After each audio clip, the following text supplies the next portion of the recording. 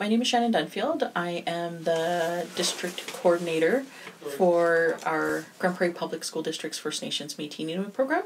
I've been in this position now just over 8 years. The program itself is quite broad in that, so one of the first things that we do, my role specifically is around supporting teachers and administrators in curriculum and incorporating Indigenous content. So that one is more of that district kind of position. So Grande Prairie Public School District is located just within the city of Grande Prairie. Right. We have 18 schools, anywhere. Some of our schools are K-6, we have K-8. We have 3 high schools, so we have 2 high schools that are grade 9 to 12, and then we have an outreach school which is grade 7 to 12. Oh, okay. And within those schools, we, like I said, we service pre-K, so we do have PUF programs, so anywhere children as young as 3, up to 18 or sometimes even 19 and 20, depending on when they graduate, right? What are PUF programs? So PUF programs, basically they're programs for children that might be experiencing speech or language, speech and language issues. So we do have some programs like that. One of the programs that we actually have, our district has a partnership with, is the Aboriginal Head Start program with Grande Prairie Friendship Center. So our district provides speech language, OT, those kinds of services to the Head Start program in partnership with the Friendship Center, and that's been for years. We have a real rich history of previous to our program was the Native Liaison program. So when I came on board 8.5 years ago, the goal was that we were looking at revamping the entire program. We were looking at revamping the Native Liaison worker roles, revamping what the structure of the program actually looked like, because we were moving in a direction in which we wanted to incorporate more Indigenous content and curriculum in the classroom. We wanted to build on our teachers and our administrators' foundational knowledge when it came to Indigenous issues, Indigenous history, Indigenous culture. So the goal of the program was kind of multi-layered when you look at supporting our administrators and our teachers, supporting our families, because as I was sharing earlier, one of the things, my role is kind of a bit of a global role where I do professional development for our teachers and our administrators, bringing cultural presentations to the school, also bringing our Indigenous knowledge keepers, our elders, to do teachings with our administrators and our teachers, in order to support them in being able to present in schools. But I also have, part of my program is also supporting our families. So I have, we have what we call First Nations Métis and Inuit family outreach workers, and these positions are specific in supporting our high-risk families. So our families that may necessarily be having a hard time in getting kids to school, and who have attendance issues, things like that. So their position is really, it's actually quite broad in how they support our families. It could be anything from getting papers signed to be able to get children assessed, to bringing in, getting them connected with community resources like mental health, family ties, Grande Prairie Friendship Center. But we also do a lot of family enhancement kind of work, where we work with the parents in helping them to basically working with the parents to support them, to support getting their kids to school. So working with the whole, not just one person, and the family. Yeah, and that's one of the things that we've changed from in the past, in supporting the family piece.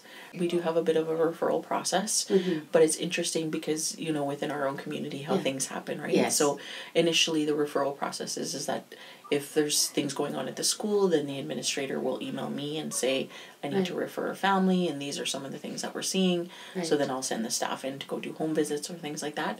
But because we've built such a trusting relationship within our community, and with a lot of our families, a lot of the referrals that the staff are getting are actually referrals from our families.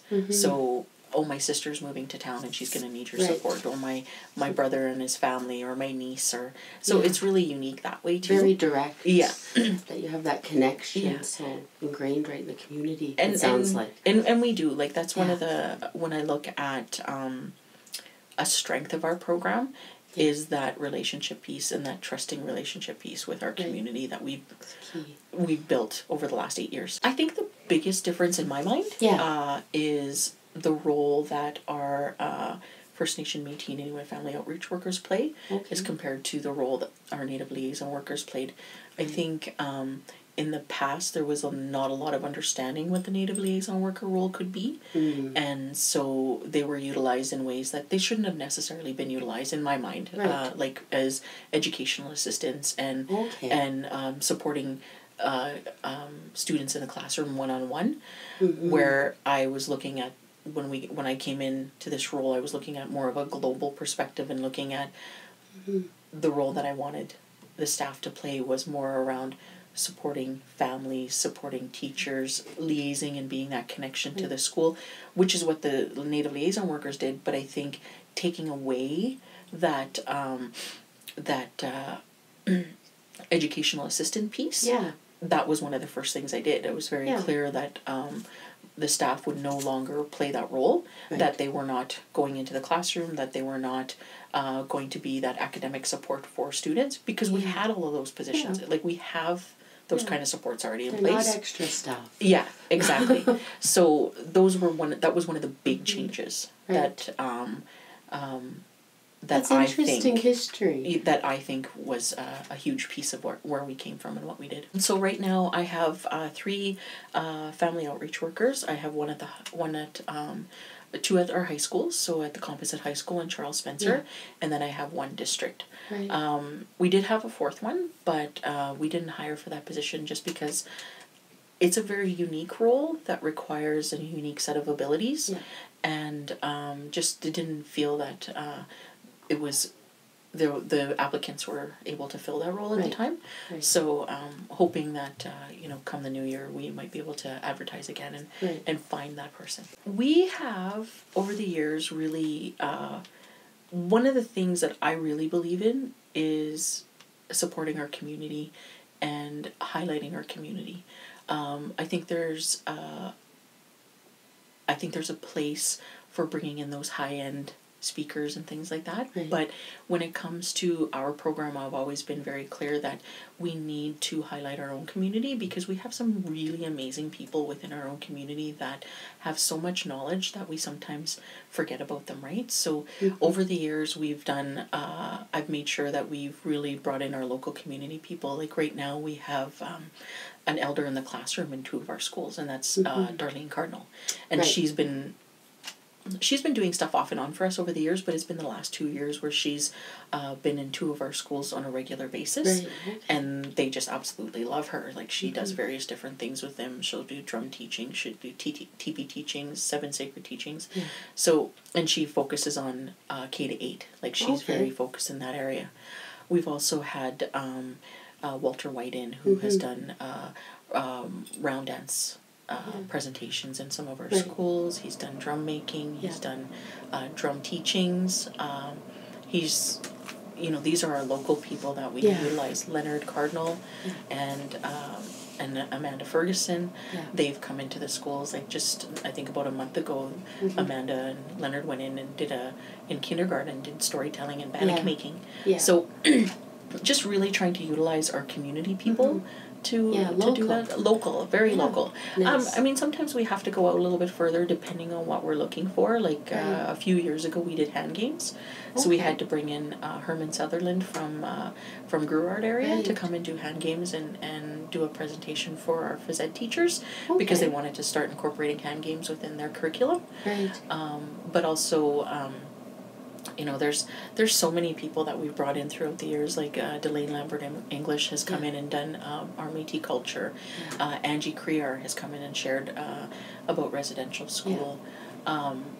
again, Darlene Cardinal, she's been a huge support over the last year. She's been the elder that has supported our district when we do the blanket exercise. Right. So we've done the blanket exercise with 90% of our staff and our administration. Okay. So the blanket exercise was developed by Kairos, which I believe, I think I'm saying it right, what is a non-denominational Christian organization. It came out of the 1996 Royal Commission on Aboriginal People, so it's been around for quite a long time, just over 10 years, but it really came to the forefront with the Truth and Reconciliation Commission, and they were utilizing the blanket exercise in some of those sessions that they did going across the country. So Kairos has now really expanded, and the blanket exercise is one that basically walks you through 500 years of history from an Indigenous perspective. It's I don't like to use the word, but it's probably the best way to say this, it's like a visual tool that helps build the capacity and the foundational knowledge of participants around Indigenous history. And one of the things I've been hearing lately, and I kind of really like how they say it, is they talk about it being a blanket ceremony. And I know that's not the right way to say it, but when we do the blanket exercise within our schools, it almost is a ceremony because it shares our culture and our history.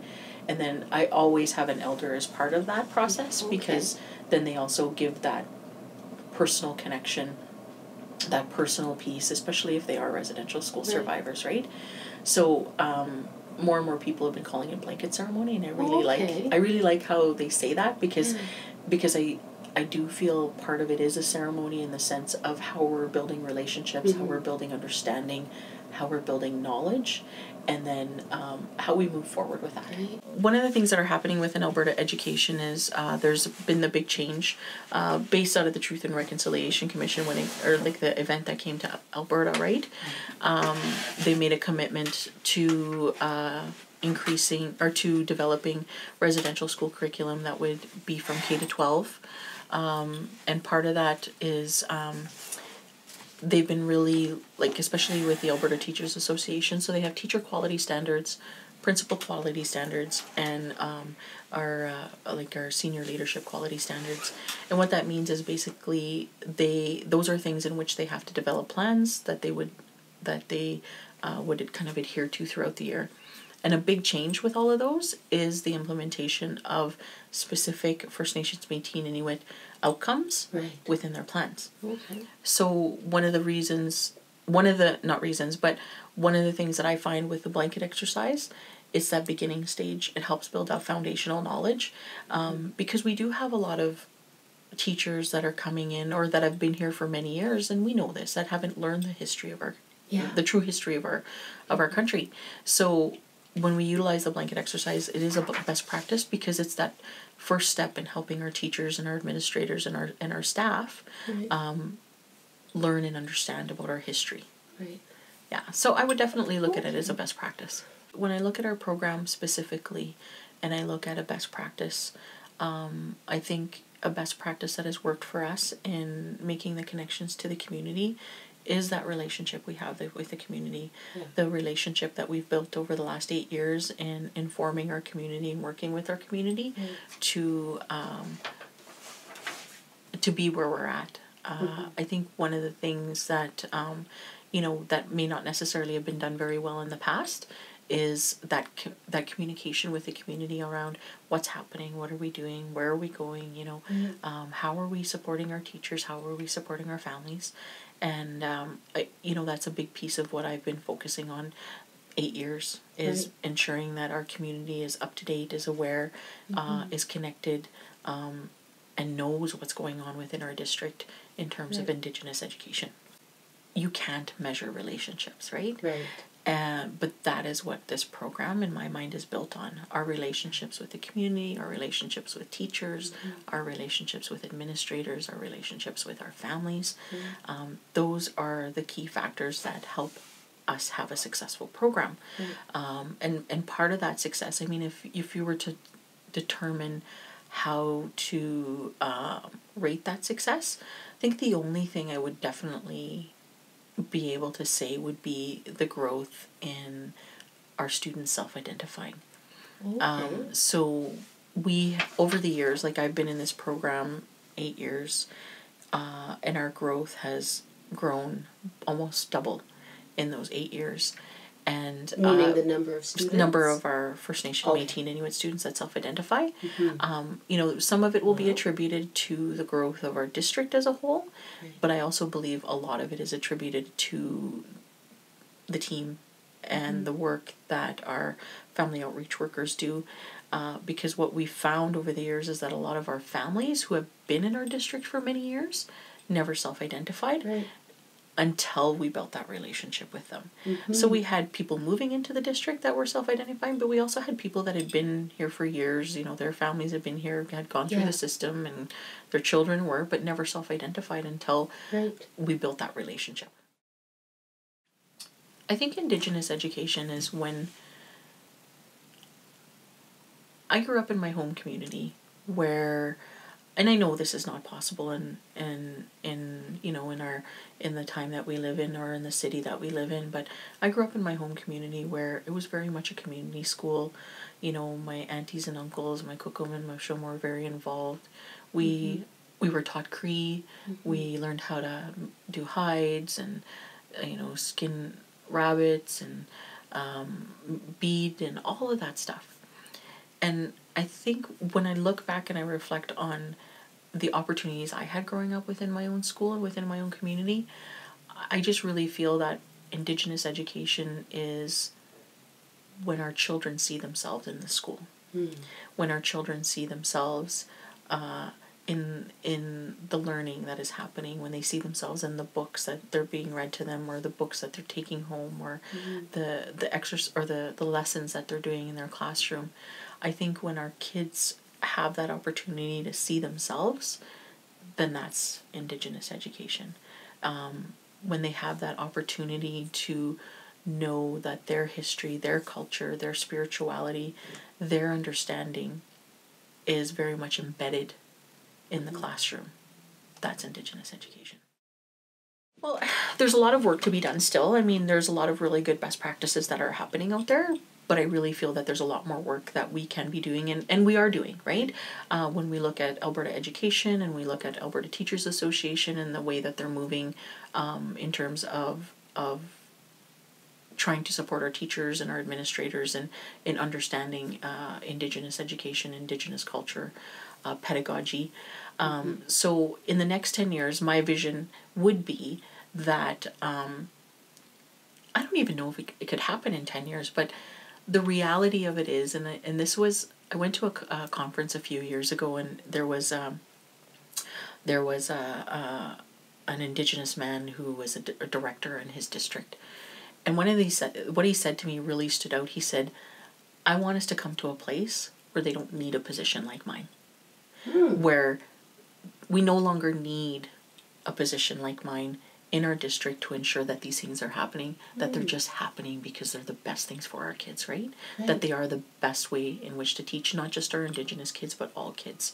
That, you don't have a position like mine or like my team's, that it's just happening on its own because our teachers and our administrators and all of our staff know that is the right thing to do.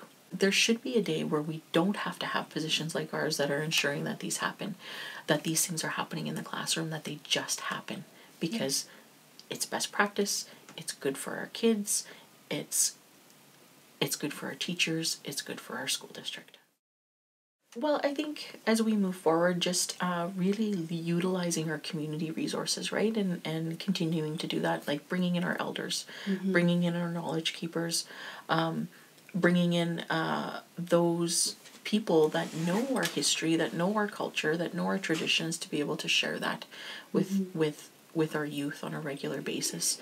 And also our teachers, right? I think as we move forward, there's a lot of work that needs to be done in helping our teachers and our administrators move forward in a good way, because we have amazing teachers and administrators in our district. But a big part of moving forward is how do we support them to get over that fear of doing the wrong thing, that fear of insulting someone, that fear of I just don't want to hurt anybody's feelings. Right. Because in order for us to move forward, that's part of what I hear a lot from our teachers is they're worried that they're going to insult someone, that they're going to hurt someone's feelings, that they're, that they're just going to do the wrong thing. Yeah. And it was kind of, it kind of reminds me of when I started in this role and I was working with our schools about when parents come in and fill out their registration forms, and one of the questions on there is, are you Aboriginal? Yeah. Right? And they're like, well, I can't ask that. I'm like, why not? I don't want to insult anyone. It's okay to ask a question. All they're going to do is say no. Yeah. Yes or yes. No. Right? So it became a best practice to ask everybody, whether or not you were blonde-haired, blue-eyed, or... Yeah. So just asking everybody. And I think, and that's what I meant, like a lot of where our self-identification came in was because of that piece too, is getting over that fear of asking the question. Right.